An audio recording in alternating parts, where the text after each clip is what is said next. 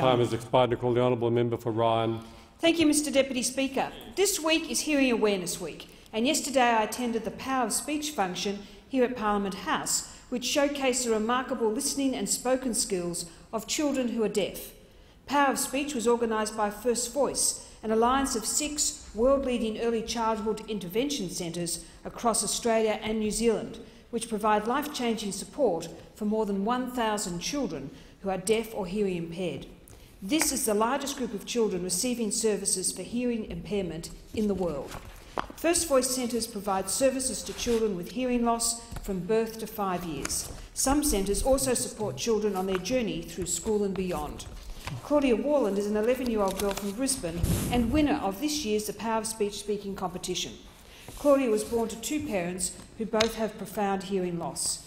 As a result of her cochlear implants and Hear and Say, a Brisbane member of First Voice, Claudia has been able to develop communication and listening skills that allow her to interact with her peers. Claudia loves that she can do everything her friends can do, with one extra special benefit. She can take her cochlear implants off at night and sleep in absolute silence. I'd like to take this opportunity to again commend the incredible work of Dimity Dornan and the Hear and Say Centre, working to support children and their families in developing strong listening and spoken language futures.